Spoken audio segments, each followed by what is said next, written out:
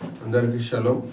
అయితే గత ఒక 5-6 వారాల నుంచి మరి అనుకుంటూనే ఉన్నాను, ఏమని అంటే దేహము గురించి చెప్పాలని. ఏమని చెప్పండి? దేహం అంటే శరీరం. మనము నీ దేహమే దేవుని ఆలయము అని విన్నారా వాక్యము? ఎవరన్నా టీవీలో చెప్పాం కదా వాక్యం. ఎట్లా నీ దేహమే దేవుని ఆలయము అన్నప్పుడు దాని లోతు అంటే కంప్లీట్గా దాని గురించి మనకు అవగాహన అవసరమై ఉంది. అప్పుడే మనం ఈ శరీరంతో కానీ ఎలాంటి పాప సంబంధమైన పనులు చేయకుండా జాగ్రత్తగా ఉండగలరు. ఊరికేనే నీ దేహం దేవుని ఆలయం అన్నాను అనుకో, ఏమర్థమవుతుంది? దాని ఒక పూర్తిగా దాని డీటెయిల్స్ తెలియాలి, అవునా? పూర్తిగా దాని విషయాలు తెలియాలి. వైర్ పెట్టదు.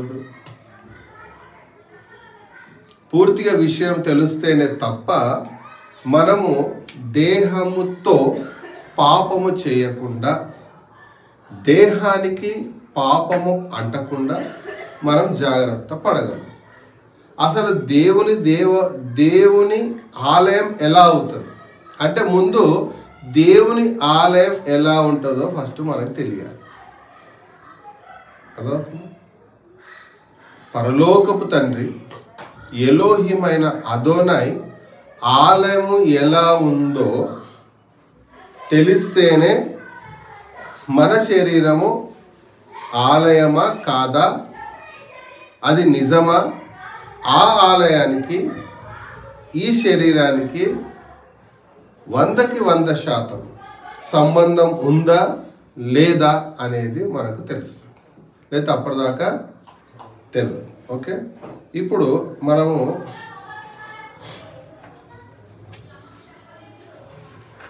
నా దగ్గర ఏముంది ఇక్కడ? స్వర్ణ గుడారము అంటే దేవుని ఇంటికి స్వాగతం అని రాసింది. ఇది దేవుని యొక్క మందిరం. ఇదంతా ఎవరంటే వీళ్ళు యాజకులు. ఈడ మంట పెట్టేవాళ్ళు, కట్టెలు పేల్చేవాళ్ళు, బూర ఊదేవాళ్ళు, వీళ్ళంతా ఎవరు అంటే యాజకులు. అర్థమవుతుందా? ఇదేంటిది? ఇది మందిరం. అర్థమవుతుందా? ఈ మందిరం ఎలా ఉంటుంది? ఇంకా లోతుగా లోపలికి వెళ్తే ముందు మందిరం ఎలా ఉంటుందని తెలిస్తేనే మనకు పూర్తిగా దేవుని ఆలయమా కాదా అని తెలుస్తుంది. ఇక్కడ పైనుంచి మేఘం, పరలోకం నుంచి ఇక్కడికి పరలోకంతో ఒక మహిమ అనేది ఉంటుంది. తర్వాత ఇక్కడ పవిత్ర స్థలం. దీని 3 భాగాలు. ఇక్కడ ఏదైతే ఉందో మందసం, 10 ఆజ్ఞలు ఉంది కదా, మందసము 10 ఆజ్ఞలు ఉన్న స్థలాన్ని ఏమంటారు అంటే అతి పరిశుద్ధ స్థలము అంటారు. ఏమంటారు? అతి పరిశుద్ధ స్థలం. ఓకే, ఇది మైండ్లో పెట్టుకోండి. ఇది ఉంది చూసారా, ఇక్కడ దీపస్తంభము ఇలా ఇది ఉంది కదా, ఇలాంటిదే పెద్దగా ఉంటుంది దీపస్తంభము. ఇది ధూపము, ఇది 12 రొట్టెలు. ఇది దాని ముందు, దాని తర్వాత అంటే అతి పరిశుద్ధ స్థలం దాటిన తర్వాత ఉంటుంది. దీన్ని ఏమంటారు అంటే పరిశుద్ధ స్థలము అంటారు. ఏమంటారు? పరిశుద్ధ స్థలము అంటారు. అర్థమవుతుందా నేను చెప్పేది? అతి పరిశుద్ధ స్థలము, పరిశుద్ధ స్థలము. అర్థమవుతుందా? ఇదేంటిది?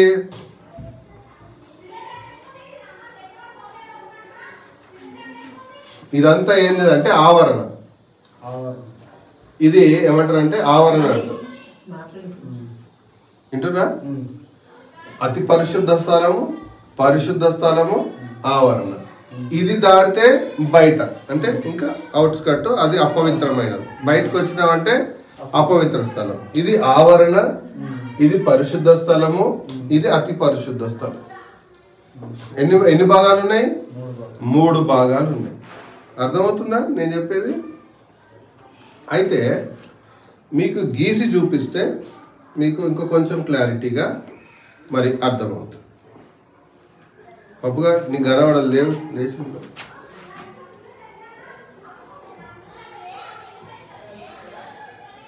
నీకు కనబడుతుందా? కనబడుతుందా? ఇది దీన్ని క్లాత్ పర్దా అంటారు. ఇది అతి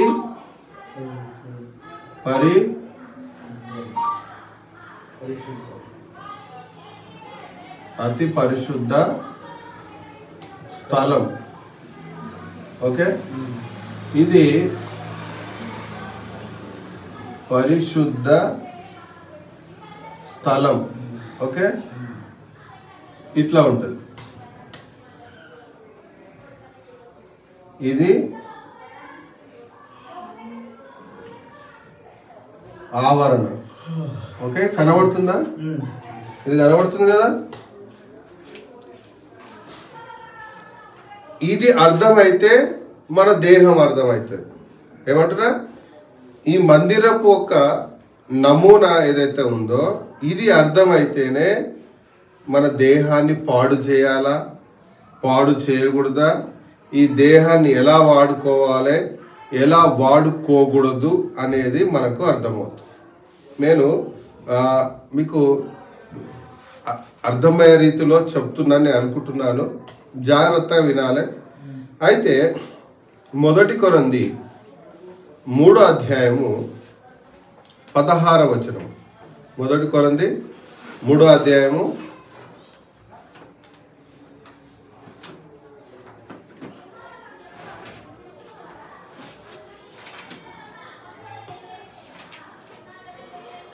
16. ఇది ఇప్పుడు మీకు కొంచెం ఇబ్బంది అవుతుంది. ఏమైనా దురాత్మలు ఉంటే విననివ్వవు, నిద్ర వచ్చేటట్టు అవుతుంది. అర్థమవుతుందా? దురాత్మలు వినకండి అని చెప్పేటట్టుగా బోధ చేస్తాయి. ఎందుకంటే ఇది చాలా ప్రాముఖ్యమైనది. అర్థమవుతుందా? ఏముంది అక్కడ 3:16లో, మీరు ఎలోహిం ఆలయమై ఉన్నారనియో, ఎలోహిం ఆత్మ మీలో నివసించుచున్నదనియు మీరెరుగరా? ఎవడైనాను దేవుని ఆలయమును పాడు చేసిన ఎడల దేవుడు వారిని పాడు చేయును. ఈ శరీరాన్ని ఎవరైతే పాడు చేస్తారో దేవుడు ఏమంటే వారిని నేను పాడు చేసేస్తాను. అంతేనా? ఇంకా దేవుని ఆలయము పరిశుద్ధమై ఉన్నది, మీరు ఆ ఆలయమై ఉన్నారు. ఆలయం ఎలా ఉండాలంట? పరిశుద్ధమై ఉండాలంటే ఇది కూడా పరిశుద్ధమై ఉండాలి. దేవుడు ఆత్మ మీలో నివసించాలి అంటే ముందు శరీరం పరిశుద్ధమైంది ఉండాలి అని చెప్తున్నారు. అయితే ఇంకా 6:19 చదివితే 18 చదివితే 1 కొరింథీ 6:18 జారత్వమునకు దూరముగా పారిపోడి మనుషుడు చేయు ప్రతి పాపమును దేహమునకు వెలుపల ఉన్నది, కానీ జారత్వము చేయువాడు తన సొంత శరీరమునకు హానికరముగా పాపము చేయుచున్నాడు. మీ దేహము దేవుని వలన మీకు అనుగ్రహింపబడినది, మీలోనున్న పరిశుద్ధాత్మకు ఆలయమై ఉన్నదని మీరు ఎరుగరా? మీరు మీ సొత్తు కారు. ఎవరు సొత్తు కారంట? మీరు మీ సొత్తు కారు. ఇంకేముంది? విలువ పెట్టి కొనబడిన వారు గనుక మీ దేహముతో దేవుణ్ణి అంటే ఆ పరలోకపు తండ్రిని మహిమపరచుడి అని ఉంది. అర్థమవుతుందా? ఇక్కడ ఏమవుతున్నారు? ఈ దేహము పరిశుద్ధంగా ఉండాలి. పాపము చేసే అవకాశం ఉంటే అక్కడి నుంచి పారిపోవాలి, జారత్వం చేయకూడదు. అవునా? ఈ శరీరము ఎవరు అంటే ఈ వస్తువు నాది, ఇది నేను కొన్నాను కదా, ఈ వస్తువు నాది అయినప్పుడు ఈ వస్తువుకి నన్ను కాదని ఏ పని చేయడానికి దీనికి అధికారం లేదు. ఉందా? ఈ వస్తువు నేను కొనుక్కున్నాను కదా, ఇది నేను చెప్పినట్టు చేయాలి. వాస్తవం కాదు. నేను పడేస్తే పడేయాలి, ఎందుకు నన్ను పడేసినావు అని అడగకూడదు. ఇది అడుగుతుందా? అట్లాగే మీ దేహము మీరు అంటే ఆత్మ మీ సొత్తు కారు. అంటే మీ సొంతంగా ఆలోచించుకోవడం కానీ మీ సొంతంగా నిర్ణయాలు తీసుకోవడం కానీ మీకు అధికారం లేదు. ఎవరికి అధికారం ఉంది మీ మీద? పరలోక తండ్రికే అధికారం ఉంది. అర్థమైందా? సొత్తు ఎవరు అంటే ప్రాపర్టీ. నువ్వు ఎవరు ప్రాపర్టీ అంటే దేవుడు ప్రాపర్టీ.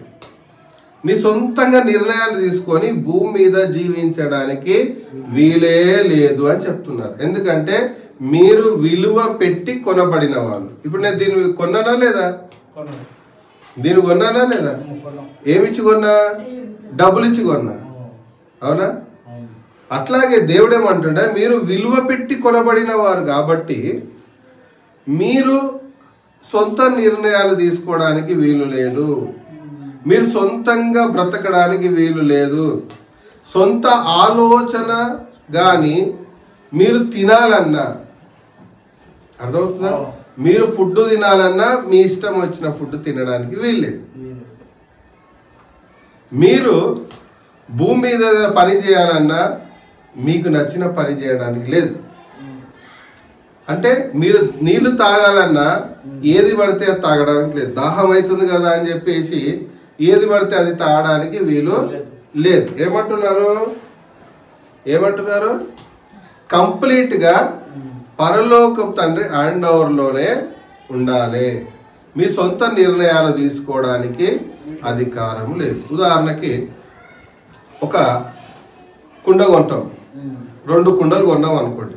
2 కుండలు, ఒకటి చల్ల నీళ్లు తాగడానికి అని చెప్పేసి ఒకటి ఇంట్లో పెట్టుకుంటాం. ఇంకొక కుండ కాళ్ళు కడుక్కోవడానికి బయట పెట్టామనుకో. అది ఎండకు ఎండుతూ ఉంటుంది, వానకి నాలుతూ ఉంటుంది, చలికి ఉంటుంది. అవునా కదా? లోపల ఉండకుండా ఎండ ఉండదు, దానికి చలి ఉండదు, వర్షం ఉండదు. అంటే యజమాని ఏం చేసిండో చక్కగా ఇంటి లోపల పెట్టిండు, దీన్ని బయట పెట్టి. ఈ కుండ అడగడానికి వీలు లేదు, నన్ను ఎందుకు బయట పెట్టినావు అని. ఆ కుండ అబ్బో నన్ను మంచిగా అని అనడానికి లేదు. ఏదైనా ఎవరి పాత్ర ఏది ఇస్తే ఆ పాత్ర చేయాలి. అర్థమవుతుందా? దాన్ని బయట పెట్టాడు కాళ్ళు కడుక్కోవడానికి అనుకో, అది ఖచ్చితంగా అక్కడే ఉండాలి. అది పాత్ర కొన్నాడు, కష్టపడి డబ్బులు ఇచ్చి కొన్నాడు కాబట్టి అది ఎక్కడ పెడితే అక్కడ. కోపం వస్తే పగలగొడుగు పలుకుతుంది. ఆయన ఇష్టం, యజమాని ఇష్టం. అవునా కదా? కోపం వస్తే ఏం చేస్తాడు? పగలగొడినా పగలగొడుతుంది. లేదు జాగ్రత్త చేయాలంటే జాగ్రత్త చేస్తాడు. మా అమ్మ చిన్నప్పుడు ఏం చేసేది, కుండ కొంచెం ఏమంటారు క్రాక్ వచ్చిందనుకో, అక్కడ సిమెంట్ పెట్టి ప్యాక్ చేసేది చిన్నప్పుడు. ఎందుకంటే అప్పుడు కరువు కాలం, పోతే మళ్ళీ కొనడం. దాన్ని ఏం చేయప్పుడు మనం ఏదైనా ప్లాస్టిక్ డ్రమ్ము హోల్ పడితే దానికి ఎంసీల్ పెట్టి ఎట్లా ప్యాక్ చేస్తామో, కుండలు కూడా ఏం చేస్తుండే అంటే పగిలిపోతే దానికి ఏం చేసి సిమెంట్ పెట్టాడు. అది కూడా సిమెంట్ కొనుక్కొచ్చి కాదు, ఎవరైనా ఇల్లు కడుతున్నారంటే కొంచెం సిమెంట్ ఇవ్వవా అని చెప్పి పైకి ఇంత సిమెంట్ తీసుకొచ్చి మంచిగా లోపల పెట్టి ప్యాక్ చేస్తాడు. అంటే జాగ్రత్త కూడా కొనేవాడు ఏం చేస్తాడు, నేను వాడుకోవాలనుకుంటే ఎట్లయినా హోల్ పడ్డా ఏమైనా దాన్ని మంచిగా ప్యాక్ చేసి మళ్ళీ వాడు. అవునా కదా? ఈ విధంగా ఉన్నది. అట్లాగే దేవుడు ఏమంటున్నాడంటే నీ దేహము దేవుని ఆలయం అంటుంది. నీ దేహము మీద నీకు అధికారము లేదు అంటుంది. నీ మీద నీకెవరికైనా అధికారం లేదు. నువ్వు నీ సొత్తు కావు, నువ్వు వెలబెట్టి కొనబడి, నువ్వు నా సొత్తువి అని ఇక్కడ రాయబడ్డది. అయితే దేహము ఆలయం అనేసరికి మనకు ముందు ఫస్ట్ షాక్ కావాలి. దేహం ఏంటి, ఆలయం ఏంటి? దేహము ఆలయం అంటే చాలా అసలు వ్యత్యాసం. అంటే మనకు వ్యత్యాసంగా నడుస్తుంది. అందుకనే ముందు దేవుని ఆలయం అర్థమైతేనే తప్ప నీకు దేహం అర్థం కాదు. నీ దేహం గురించి కంప్లీట్గా ఆన్సర్ రాదు. అర్థమవుతుందా? ఆన్సర్ రావాలంటే ముందు ఇది తెలియాలి. నీ దేహము దేవుని ఆలయము అన్నప్పుడు ఆలయం ఎలా ఉంటుందో నీకు తెలియాలి కదా. అసలు దేవుని ఆలయం ఎలా ఉంటుందో నీకు తెలుసా? తెలియదు. అందుకనే ఇక్కడ 10 ఆజ్ఞల పలకలు ఉంటాయి. దీని లోపలికి ఎవరు పోతే అర్థమవుతుందా? సంవత్సరానికి ఒక్కసారే పోతారు దీని లోపలికి. మామూలుగా బయలునుకో చచ్చిపోతారు. అర్థమవుతుందా? అది కూడా పోవాలి అంటే ఒక తాడు కట్టి యాజకుడికి గజ్జలు ఉంటాయి. లోపలికి వెళ్తే శబ్దం వస్తూ ఉండాలి. శబ్దం ఆగిపోయింది అంటే అది చచ్చిపోయినట్టే. ఇలా ఫాస్ట్గా లాగేసి బయటికి పడేస్తారు. అంత అతి పరిశుద్ధ స్థలం. ఇక్కడ ఏముంటాయి? ఈ 10 ఆజ్ఞల ఇలాంటి రాతి పలకలు ఇక్కడ ఒక మందసంలో ఉంటాయి. దాంట్లో అహరోను కర్ర ఉంటుంది. అర్థమవుతుందా? దాంట్లో మన్నా ఉంటుంది. ఇక్కడికి వచ్చేసరికి దీపస్తంభం ఉంటుంది. ఇక్కడ ఏముంటుంది? దీపస్తంభం ఉంటుంది. నిత్యము ఏమంటారు దాన్ని? సువాసన హోమం పొగేస్తారు కదా. ఇట్లా హోమం చూపించాను కదా మీకు. ఇట్లా ఈ విధంగా ఇక్కడ ఏమంటారు? ఇప్పుడు మన భాషలో సాంబ్రాణి అంటాం కదా. సాంబ్రాణి మంచి స్మెల్ వస్తుంది.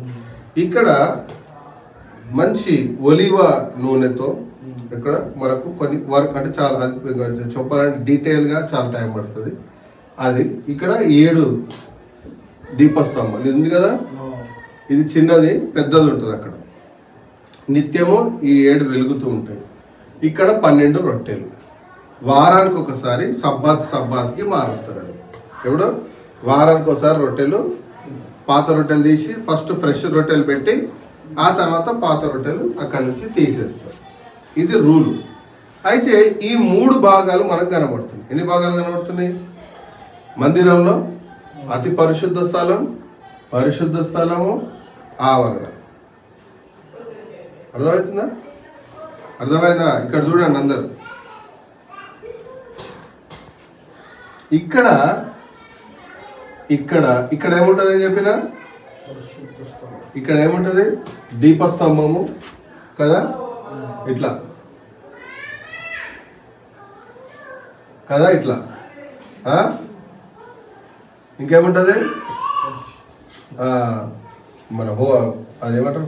స్మెల్ సాంబ్రాణి అదొకటి ఇట్లా ఉంటుంది బాక్స్ లాగా.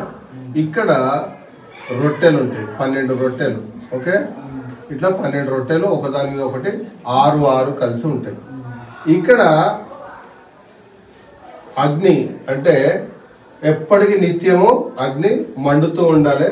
ఇక్కడ ఎవరు వచ్చినా, ఇక్కడ ఎవడన్నా పాపం చేసిన వచ్చి లోపలికి వచ్చినప్పుడు ఇక్కడ ప్రేయర్ చేయడం. అర్థమవుతుందా? ఇక్కడ కాళ్ళు కడుక్కోవడం, ఇక్కడ కాల్చడము, ఇదంతా వర్క్ ఇక్కడ నడుస్తూ ఉంటుంది. అయితే దీన్ని మన బాడీకి ఆలోచిస్తే, మన బాడీ అప్లై చేసుకుంటే అర్థమవుతుందా? అతి పరిశుద్ధ స్థలం అంటే ఇది. ఇక్కడ నుంచి పైకి, ఇక్కడ నుంచి పైకి ఏముంటుంది? ఇక్కడ మెదడు. అవునా? ఇది పగిలిపోయింది అనుకో మనిషి బతడా? బ్రెయిన్ పోయిందంటే బతడా? చనిపోతాడు. అంటే ఇది చాలా అతి పరిశుద్ధ స్థలం. కానీ కాబట్టి ఇది మొత్తం దేవుడు ప్యాక్ చేసేసి, అర్థమవుతుందా? ఇక్కడి నుంచి ఇదంతా ఏం చేసింది దేవుడు? ప్యాక్. దీనికి ఏమైనా హోల్స్ ఉన్నాయా? ఏం లేదు, మొత్తం ప్యాక్ చేసి. ఇదేంది? అతి పరిశుద్ధ స్థలం. దాని కిందికి వచ్చినాక ఏమున్నాయి? 2 కళ్ళు. ఇదేంది? దీపస్తంభం. 2 కళ్ళు అంటే ఏంది? దీపస్తంభం. 2 కళ్ళు అంటే ఏంది? దాని కిందికి రాగానే ఏముంది? ముక్కు, సువాసన.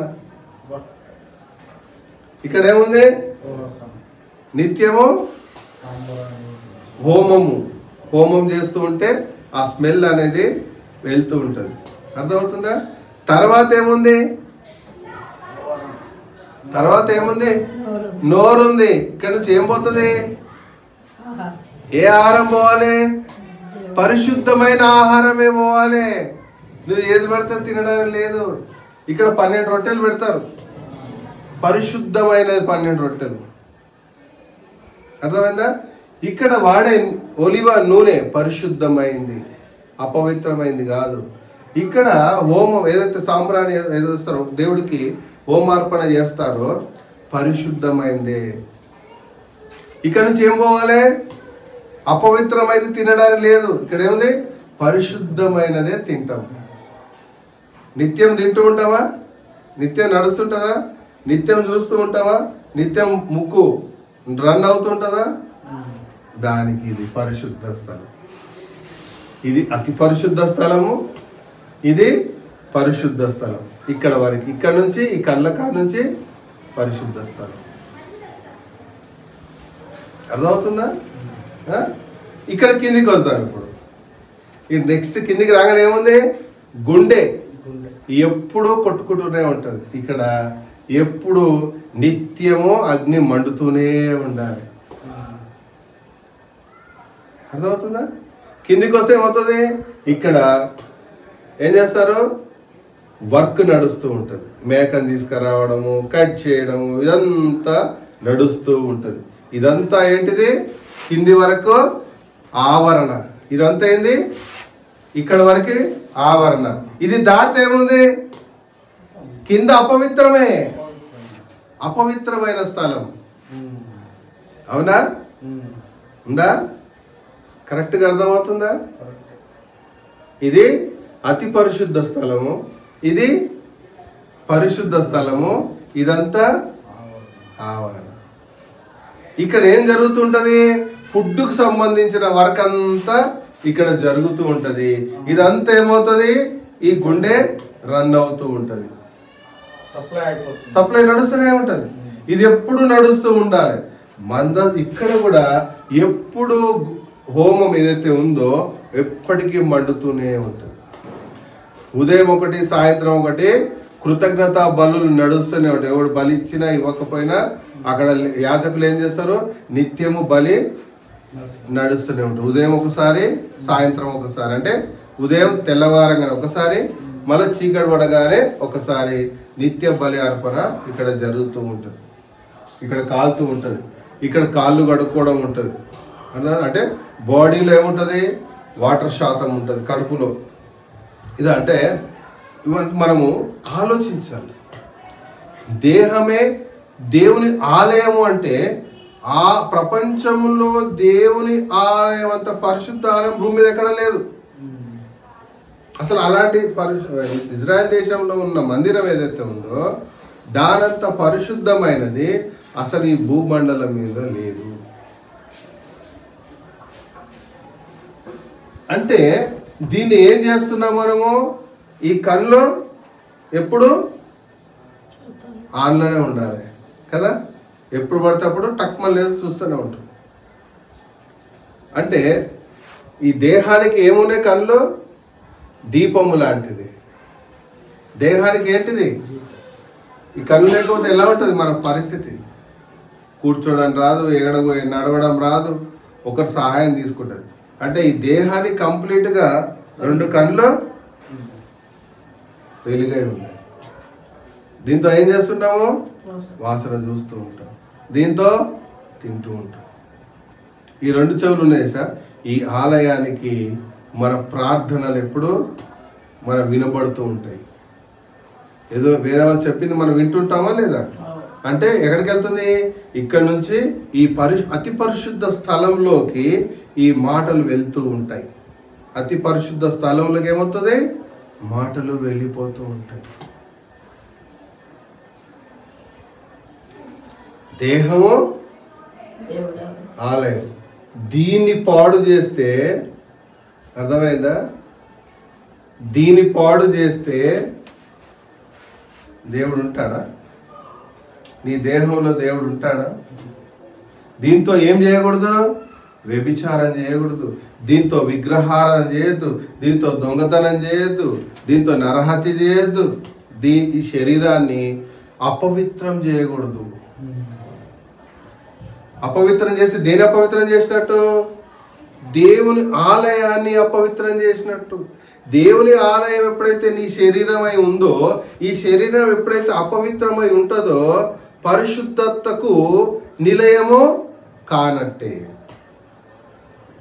ఇప్పుడు దేవుని ఆలయం అక్కడ ఇజ్రాయెల్ దేశంలో అపవిత్రమై ఉన్నది. ఇప్పుడు మందిరం లేదు, అక్కడ హోమాలు జరగడం లేదు. అర్థమవుతుందా? అపవిత్రముగా ఉన్నది. అపవిత్రంగా ఉన్నప్పుడు ఏమవుతుంది చెప్పండి? దేవుని యొక్క మహిమ కానీ అక్కడ ఉండదు. దేవుని మహిమ అక్కడ ఉండదు. ఇజ్రాయెల్ దేశం నుంచి ఐగుప్తు దేశం నుంచి మన ఇజ్రాయెల్ ఎప్పుడైతే ప్రయాణం చేశారు యూదులు, అర్థమవుతుందా, యెరికో పట్టణానికి వచ్చినప్పుడు కొన్ని అపవిత్రమైన వస్తువులు ఒక కుటుంబం తీసుకోగానే దేవుడు అంటాడు, అపవిత్రమైన వస్తువు మీ మధ్యలో ఉంది కాబట్టి నేను మీతో లేను అని చెప్తారు. ఆయి పట్టణానికి వెళ్ళినప్పుడు వీళ్ళందరూ ఏం చేస్తారంటే చచ్చిపోతారు. అయ్యా అందరు చచ్చిపోతున్నారు తండ్రి అని యెహోషువ బాధపడ్డప్పుడు మీ మధ్యలో ఏముంది? అపవిత్రమైన వస్తువులు ఉన్నాయి కాబట్టి అందుకే నేను మిమ్మల్ని వదిలేశాను అంట. ఉంటే ఏముండాలి? పరిశుద్ధమై ఉండాలి. నువ్వు ఎప్పుడు పరిశుద్ధమై ఉండాలి. అపవిత్రంగా ఆడడానికి వీలు లేదు. ఒకవేళ నువ్వు అపవిత్రమైపోయావు అంటే నువ్వు నీ పరలోకపు తండ్రి చెయ్యి విడిచి లోకం మీద పడ్డట్టు, చెయ్యిని దులుపుకొని వెళ్ళిపోయినట్టు. మనం పరలోకపు తండ్రి చెయ్యి పట్టుకొని నడిపిస్తూ ఉంటే మనం ఏం చేసామో, నేను అపవిత్రమైపోతానని వెళ్ళిపోయినట్టు. అందుకనే ఈ దేహము దేవుని ఆలయము. ఇజ్రాయెల్ దేశంలో ఎట్లయితే ఆలయం ఉందో అదే విధానంలో దేవుడి శరీరాన్ని నిర్మించడం జరిగింది, మరొకటి కాదు. అర్థమవుతుందా? అర్థమవుతుందా? ఇలా ప్రతి జీవికి అలాగే ఉంటుంది కదా. దేనికైనా తల పైకి ఉంటుంది కదా, మిగతా భాగాలు కిందికి ఉంటాయి. అంటే దేవుడు ఏది చేసినా అర్థము పరమార్థము ఉంటుంది. అంటే ఈ మందిరం ఎలా ఉందో అలాగే ఏం చేశారు తండ్రి? నీ శరీరాన్ని నిర్మించడం జరిగింది.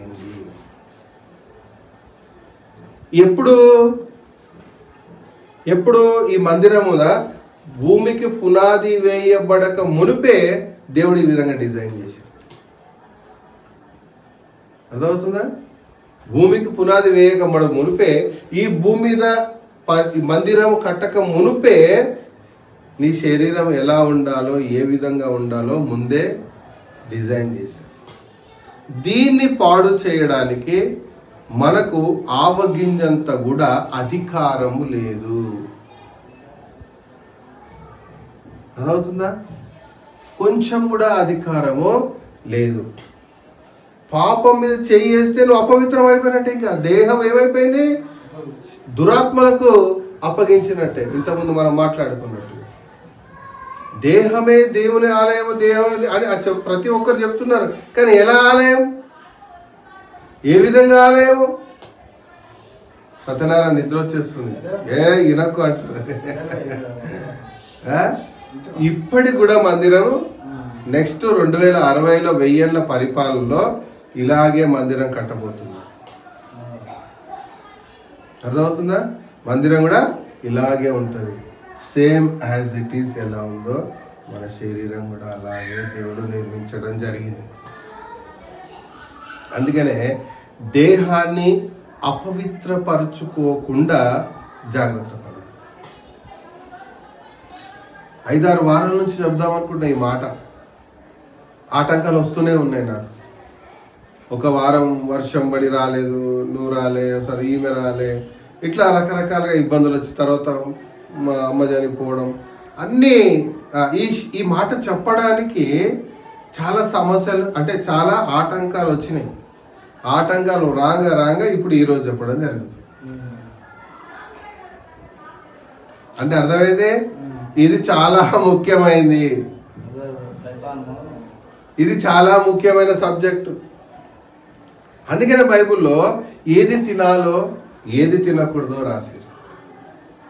ఎందుకంటే అన్ని తినడానికి వీల్లేదు, పవిత్రమైనవే, అది బైబిల్లో ఉన్న రాయబడ్డే తినాలి. నేను ఏది పడితే అది తింటా అంటే కుదరదు, నువ్వు అపవిత్రమైపోతావు. నువ్వు ఏం మాట్లాడాలో అర్థమవుతుందా? పవిత్రమైన మాటలే మాట్లాడాలి. నువ్వు తినే వస్తువు ఎలాంటిదే? పవిత్రమైనదే ఉండాలి. నువ్వు తాగే నీళ్ళు పవిత్రం, నువ్వు ఏదైతే తాగుతావో అది ఎలా ఉండాలి? పవిత్రమైనదే ఉండాలి తప్ప ఏది పడితే అది తాగడానికి వీల్లేదు. అంటే దీంట్లో ఉన్న ఈ బాడీలో ఉన్న ప్రతి అవయవానికి ఒక అర్థం, పరమార్థం ఉంది. దేవుడు ఎంతో శ్రద్ధగా దీన్ని నిర్మాణం చేశారు. ఎంతో శ్రద్ధగా, ఎంతో నిష్టగా, ఎంతో పరిశుద్ధతతో కూడిన, అర్థమవుతుందా, ఎంతో పరిశుద్ధతో కూడిన ప్లాన్ చేసి నీ యొక్క అవయవాన్ని నిర్మించడం జరిగింది. మనకు లేవికాండం 19వ అధ్యాయంలో ఉంటుంది. ఒకవేళ మీకు ఇష్టమైన వాళ్ళు ఎవరైనా చనిపోతే దీన్ని కోసుకోవద్దమ్మా, శరీరము నాది అని చెప్తున్నారు. పచ్చబొట్లు వేసుకోవద్దు, దీన్ని పాడు చేయడానికి నీకు రైట్స్ లేవు. అర్థమవుతుందా? నువ్వు పాపము చేయడానికి నీకు రైట్స్ ఇవ్వలేదు. ఇది పవిత్రంగా పరిశుద్ధంగా ఉండి పరిశుద్ధమైన పని, అంటే పరలోకపు తండ్రి పని చేయడానికే ఇయ్యబడ్డ ఒక ఆయుధం. ఈ శరీరం ఏంటిదే? ఒక ఆయుధం. దేవుడు ఆజ్ఞలు మనిషికే ఇచ్చాడు, పశువులకు ఇవ్వలే, చెట్టు పుట్టలకు ఇవ్వలే. ఎందుకు? మనిషే మాట్లాడగలడు కాబట్టి, మనిషే బోధించగలడు కాబట్టి, మనిషే పని చేయగలడు, ప్రయాణం చేయగలడు కాబట్టి. అర్థమవుతుందా? మనిషి పరిశుద్ధంగా ఉండకుండా అపవిత్రమయ్యే ఛాన్సెస్ ఎక్కువ ఉన్నాయి కాబట్టి నీకు ధర్మశాస్త్రాన్ని రాసి ఇవ్వడం జరిగింది. చెట్టు పుట్ట గుట్టలకు ధర్మశాస్త్రం లేదు. మంచి చెడు బోధించేటోడు ఎవడు లేడు, ఇలా బోధించేటోడు ఎవరు లేరు. వాటికి మనిషికే. అర్థమవుతుందా? మనిషే మాట్లాడగలరు. అలాంటి మనిషి మాట్లాడగలుగుతున్నా అంటే నువ్వు ఎంత శ్రేష్టమైన వాడివి, ఎంత అమూల్యమైన వాడివి, వెలకట్టలేని ఒక గొప్ప వ్యక్తివి, గొప్ప శక్తివి. అర్థమవుతుందా? అన్నీ కలుగునుగాక కలుగునుగాక అంటే అయిపోయాయి, కానీ నరుడి దగ్గరకు వచ్చారు కలుగునుగాక అంటే కాలే. పరలోకపు తండ్రి దిగొచ్చి నేల నుండి మట్టిని తీసుకొని నరుడిని నిర్మించి నాసికారంధం గుండా జీవవాయుని ఉదగా నరుడు జీవించు ఆత్మాయను అంటే ఒక ప్రత్యేకమైన శ్రద్ధ వహించినట్టు కనబడుతుంది. నీ దేహాన్ని నిర్మించడానికి, నిన్ను పుట్టించడానికి. అన్ని కలుగును కాకంటే అయిపోయినాయి. భూమి కలుగును గాక, నక్షత్రాలు కలుగును గాక, జలచరములు కలుగును గాక, ఆకాశ పక్షులు కలుగును గాక, ఏమంటారు ఇవి జంతువులు కలుగును గాక, పులులు, సింహం అంటే అయిపోయినాయి. కానీ నరుడు అలా దీంతో ఇష్టం వచ్చినట్టు మాట్లాడడానికి లేదు, ఇష్టం వచ్చినట్టు ప్రయాణం చేయడానికి లేదు. పరలోకపు తండ్రి చెప్పిన ఏ ఆజ్ఞ కూడా మీరడానికి వీలు లేదు. ఒకవేళ అలా ఉంటే పెళ్లి సంబంధం, పెళ్లి బంధుత్వం ఇవన్నీ ఎందుకు పెట్టేటోడు దేవుడు? అవ్వ ఆదాముకి ఎందుకు ఇచ్చేటోడు కదా? మొట్టమొదటి జంట ఎవరు భూమి మీద? అవ్వ ఆదామే కదా, భార్యాభర్తలు. అంటే ఒక పద్ధతి, ఒక క్రమము, ఒక క్రమశిక్షణ, ఒక విధి విధానము అన్నీ పెట్టారు దేవుడు. జంతువులకు లేవు ఆ విధి విధానాలు? ఉన్నాయా? పశువులకు ఉన్నాయా? పెళ్ళిళ్ళు, పేరంటాలు, డెలివరీలు ఇవన్నీ ఉన్నాయా? ఏమంటారు, డెలివరీ చేస్తే దావత్ చేసుడు అవన్నీ ఉన్నాయా? వాటికి మనమే చేస్తాం. ఎందుకంటే మన జన్మ మన పుట్టుక, మన శరీరము, మన ఆత్మ అన్నీ ప్రత్యేకమైన శ్రద్ధ వహించి పరలోకపు తండ్రి నిర్మాణం చేశారు. అందుకనే ఒళ్ళు దగ్గర పెట్టుకొని మాట్లాడంటారు. ఒక్కోసారి కొట్లాడితే ఒళ్ళు దగ్గర పెట్టుకొని మాట్లాడి నువ్వు ఏం మాట్లాడు నీకు అర్థమవుతుందా అంటారు. అంటే అర్థం ఏంటి? మనము ఒక్కొక్కసారి మన సొంత మాటలు మాట్లాడి, అర్థమవుతుందా, సొంత నిర్ణయాలు తీసుకోవడం వల్ల మనము పరలోకపు తండ్రికి దూరమైపోయి నువ్వు అపవిత్రమైపోయి నాకు దేవుడా ఆశీర్వాదాలు కావాలంటే ఎక్కడి నుంచి వస్తాయి? నువ్వు శరీరాన్ని మొత్తం అపవిత్రం చేసేసుకొని, శరీరం అంతా సర్వనాశనం చేసేసుకొని, అపవిత్రం పాలైపోయి సాతానుకు నిలయంగా మార్చేసి, దేనికి నిలయమై ఉండాలంట? 6:19 ఏముంది? దేవుని 1 కొరింథీ 6:19 పరిశుద్ధాత్మకు ఆలయమై ఉండాలి. పరిశుద్ధాత్మకు ఆలయమై ఉంటేనే పరిశుద్ధాత్మ నిన్ను ముందుకు నడిపించడం జరుగుతుంది. అసలు దేవుని నీడకు కానీ దేవుడు ఊహించేదానికి ఎక్కడో నువ్వు ఆమడ దూరంలో ఉంటే ఆశీర్వాదం ఎక్కడి నుంచి వస్తుంది? రావు కదా, అవునా కదా? ఆలోచన చేయాలి. ఎందుకంటే దేహము, నేను నా శరీరాన్ని చూసుకున్నప్పుడు ఇంతమంది చెప్పారు, చిన్న గాయమైనా బాధపడతాను, అమ్మో ఈ గాయం అట్లనే ఉంటే పరలోకానికి ఇట్లాగే వెళ్ళిపోతానేమో అని. శరీరం కాదు, ఆత్మ కూడా అట్లాగే పడుతుంది. అందుకనే ఏ గాయాలు ఉండకూడదు. అర్థమవుతుందా?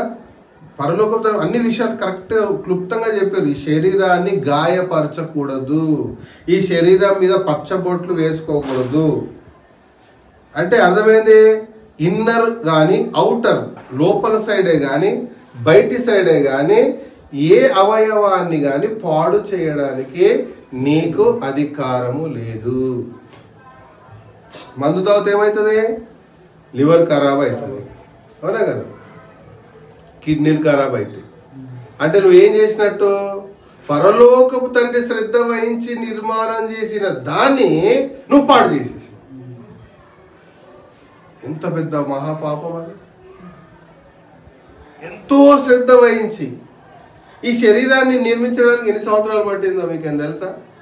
ఇంతకుముందు చెప్పినా, మీకు గుర్తుండాలి, 1000 సంవత్సరాలు పట్టింది. ఎన్ని సంవత్సరాలు? ఈ శరీరాన్ని నిర్మాణం, ఒక డిజైన్ చేసి ఆ బొమ్మను తయారు చేసి నరాన్ని ఎట్లెట్లా పెట్టారో, కిడ్నీ ఎలా ఉండాలి దాన్ని డిజైన్ చేసి, దాని పొరలు ఎలా ఉండాలి దాన్ని డిజైన్ అన్నీ చేసి మొత్తం ఆ బాడీని తయారు చేయడానికి, అంటే ఆదాము శరీరాన్ని తయారు చేయడానికి 1000 సంవత్సరాలు పట్టింది. 1000 సంవత్సరాలు కష్టపడి తయారు చేసిన శరీరాన్ని నువ్వు ఈజీగా పాడు చేస్తానంటే కోపం రాదా? తండ్రికి కోపం రాదా? ఆవేశం రాదా? ఆవేశం వస్తేనే వచ్చింది కాబట్టే దురాత్మలకు అప్పచెప్పడం జరుగుతుంది. దురాత్మలకు అప్పచెప్తేనే మన జీవితం, మన శరీరము, మన సంసారము మొత్తము ఖరాబ్ అయిపోయి పాడైపోయి అందరూ మాట్లాడుకునేలాగా అయిపోయి, వాడా పనికి మాలినాడు, వాడా పెళ్ళాన్ని పోషించుకోవడం చేతగా, ఇట్లా ఎన్నో మాటలు, రకరకాల మాటలు వినాల్సి. ఎందుకు? దేనికి అవకాశం ఇచ్చాం మనము? అపవిత్రం కావడానికి అవకాశం. అపవిత్రం చేశాం కాబట్టి పరిశుద్ధాత్మకు నిలయం కాకుండా, పరలోకపు తండ్రి నీలో నివసించకుండా వెళ్ళిపోయారు కాబట్టి అపవిత్రం అయిపోయింది. అర్థమవుతుందా? కొన్ని ఇండ్లు ఉంటాయి కదా, భూత్ బంగ్లా అంటారు, దయ్యాల కోట అంటారు కదా. ఎందుకు? దాంట్లో ఎప్పుడైతే మనుషులు దాంట్లో నుంచి వెళ్ళిపోయారో దేనికి నిలవైంది? దయ్యాలకు నిలవైంది. నీలో నుంచి పరిశుద్ధాత్ముడు ఎప్పుడైతే వెళ్ళిపోయాడో, అదా, నీ నుంచి పరిశుద్ధత ఎప్పుడైతే వెళ్ళిపోయిందో దేనికి నిలవైంది? చీకటికి నిలవైపోయింది నీ శరీరం. దేనికి నిలవై ఉండాలి? యాజ్ పర్ రూల్ ప్రకారము, దేవుడి చట్ట ప్రకారము దేవునికి నిలమై, పరలోకపు తండ్రికి నిలమై ఉండాలి. కానీ దేనికి నిలమై ఉన్నది? బూత్ బంగ్లా లాగా మారిపోయింది. ఈ బూత్ బంగ్లా మారిపోయినాక కోట అందంగా కనబడాలి, కోట చాలా బాగా కనబడాలి, దీంట్లో బూజు ఉండొద్దు, అది ఉండొద్దు, ఇట్లెట్లుంటుంది అంటే అవుతుందా? బూత్ బంగ్లా, దాని పేరే బూత్ బంగ్లా. అది అపవిత్రం అయిపోయింది. మళ్ళా పవిత్రం కావాలంటే మళ్ళా దాంట్లో ఏం చేయాలి? మనుషులు నివాసం ఉండాలి, మళ్ళీ రిపేరింగ్ చేసుకోవాలి. మళ్ళీ అప్పుడు మనుషులు వచ్చి పెయింట్ సున్నమో ఏదో వేసుకొని ఉంటే, రిపేరింగ్ చేసుకొని ఉంటే, కొన్ని లక్షలు ఖర్చు అవుతే అప్పుడు మళ్ళీ అదేమవుతుంది? ఉండడానికి, మనుషులు నివాసం ఉండడానికి అవకాశం ఉంటుంది. ఇప్పుడు అపవిత్రమై శరీరం అంతా పాడైపోయింది. ఇప్పుడు దీన్ని రిపేరింగ్ చేసుకునే బాధ్యత ఎవరిది? మనదే. అపవిత్రం అయిపోయింది. మరి పవిత్రం కావాలంటే పరలోకపు తండ్రిని గోజాడాలి, ఏడవాలి. అయ్యా నేను అపవిత్రం అయిపోయాను, నేను బూత్ బంగ్లా లాగా నా శరీరం మారిపోయింది, సాతాను కోటలాగా నా శరీరం మారిపోయింది, నాలో మొత్తం అపవిత్రతనే, నా శరీరం పాడైపోయింది, నా శరీరము పరిశుద్ధాత్మకు నిలయముగా ఉండే అవకాశమే లేకుండా పోయింది తండ్రి అని పరలోకపు తండ్రి గోజాడితే, దేవుడు నిన్ను క్షమిస్తే, కరుణిస్తే, అప్పుడు దేవుడు మెల్లిమెల్లిగా దాన్ని మళ్ళా పరిశుద్ధ స్థావరంగా తయారు చేస్తారు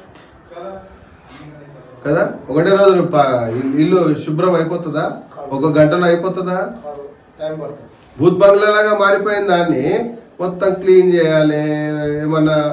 ఏమంటారు, ఏమైనా పగిలిపోయినాయా, ఏమైనా చెట్లు పెరిగినా అన్ని మొత్తం తీసేసి అంతా శుభ్రం చేసి కదా, అంతా ఒక కాంట్రాక్టర్కి ఇస్తే అతడు అంతా మళ్ళా మంచిగా చేసి నెలలో 2 నెలలో 3 నెలలో టైం తీసుకొని నువ్వు డబ్బు ఇస్తే అంతా రిపేరింగ్ చేసి మళ్ళీ నీట్గా తయారు చేసి ఇవ్వడం జరుగుతుంది. దిస్ ప్రాక్టికల్ థింగ్స్, ప్రాక్టికల్గా ఆలోచన చేయాలి. ఒకటే రోజు నేను మారిపోయాను అనుకో, దేవుడు శరీరం అంతా మళ్ళీ ఏం కావాలి? మళ్ళా పుంజుకోవాలి కదా. ఎండిన చెట్టు అయిపోయిన శరీరం ఏం కావాలి? మళ్ళా పచ్చగా మారాలి. అపవిత్రమైన శరీరం మళ్ళా పవిత్రతలోకి రావాలి అంటే సమయం పడుతుంది.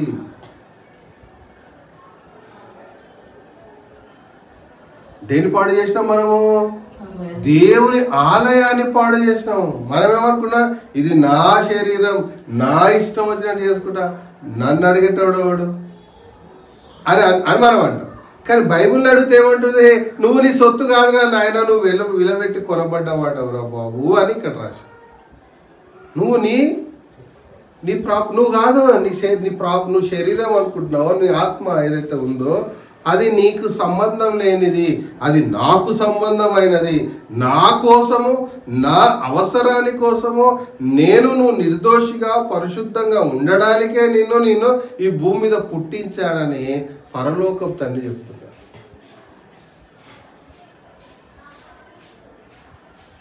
ఏది పడితే తినడానికి లేదు, తాగడానికి లేదు, మాట్లాడడం లేదు, దీన్ని పాడు చేయడానికి లేదు, దీన్ని కోసుకోవడానికి లేదు, పచ్చబొట్టు చేయడానికి లేదు. ఏ రకంగా దీన్ని పాడు చేయడానికి నీకు అధికారమే లేదు.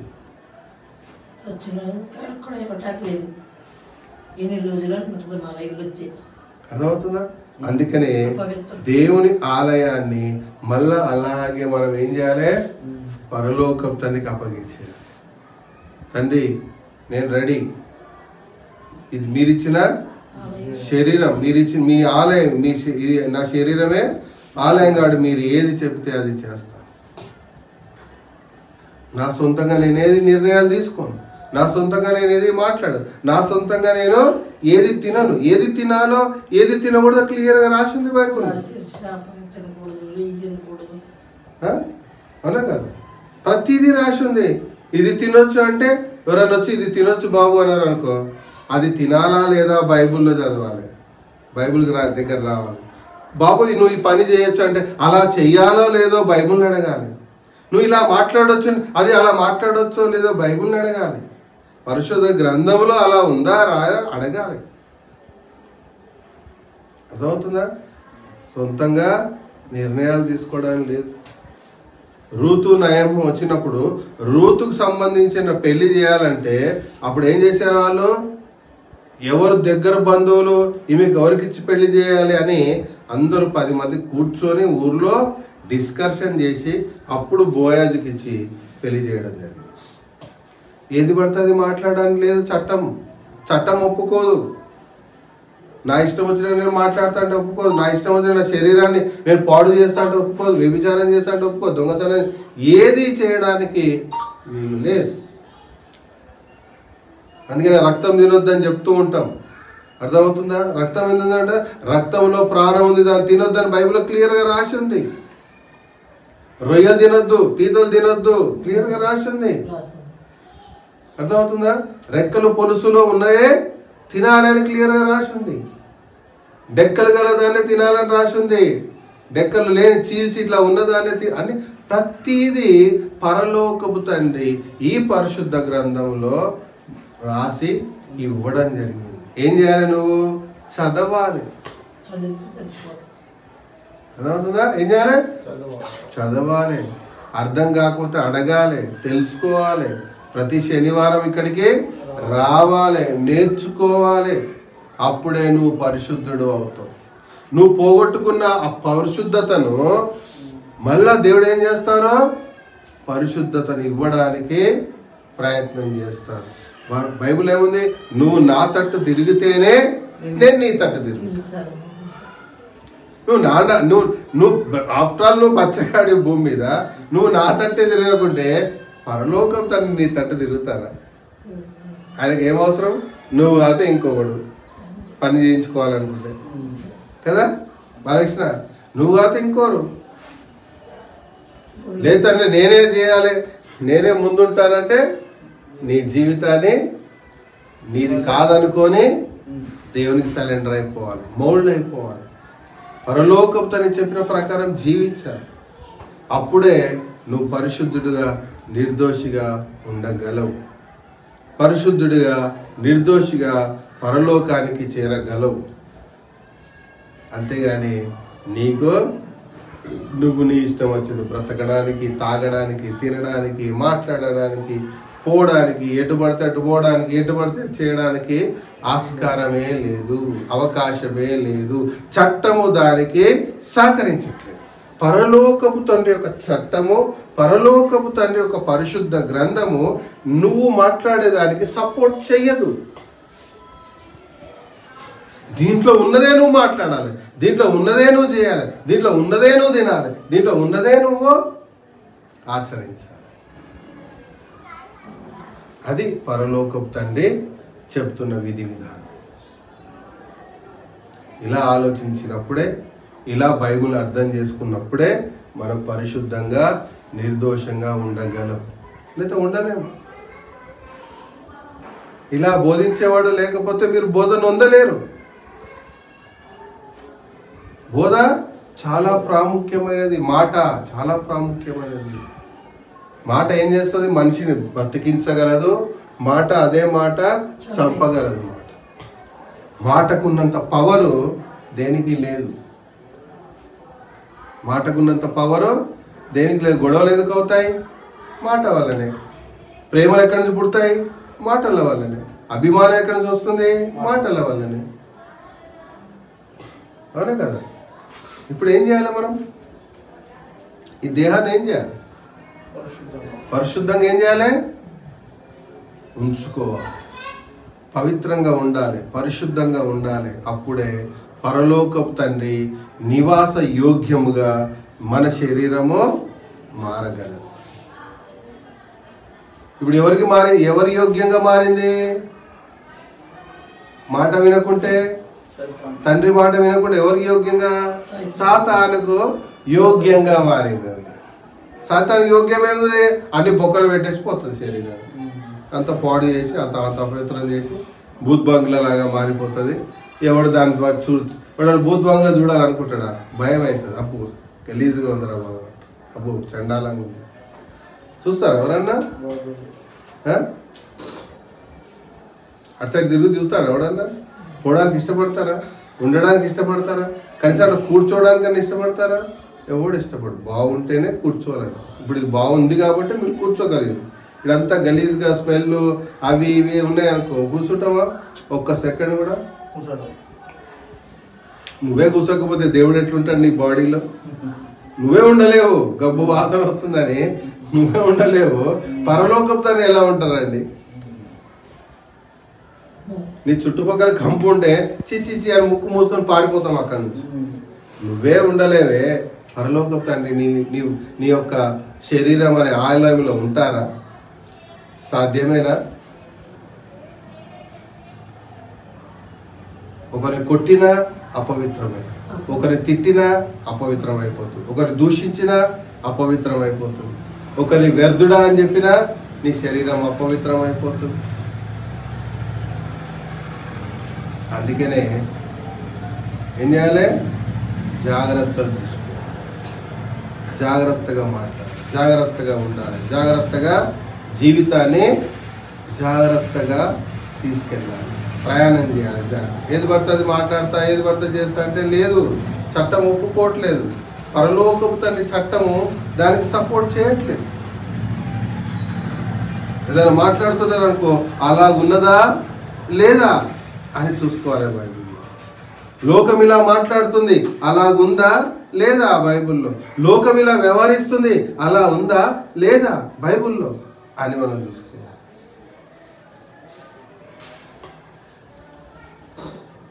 కొందరు ఎలా చెప్తారంటే, నేను చెప్పింది రైట్ అండి, నేను చెప్తుంది న్యాయం అండి అంటారు. నీ న్యాయం పనికిరాదు, ఇక్కడ నీ న్యాయం పనికిరాదు. న్యాయం అనేది ఒకటి ఉంది. దేవుడు పెట్టిన న్యాయమే న్యాయమైంది, దేవుడు పెట్టిన పరిశుద్ధతనే పరిశుద్ధమైంది. ఆ పరిశుద్ధతను బట్టే మనము ముందుకెళ్ళాలి. ఏది పడితే అది మాట్లాడడానికి, ఏది పడితే చేయడానికి అసలు నీకు నాకు ఎవరికి భూమి మీద అధికారము తండ్రి ఇవ్వలేదు.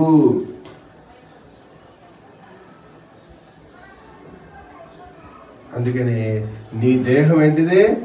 దేవుని ఆలయమై ఉన్నది. ఈ ఆలయాన్ని పాడు చేస్తే దాంట్లో దేవుడు నివాసం ఉండడానికి వీలు లేదు.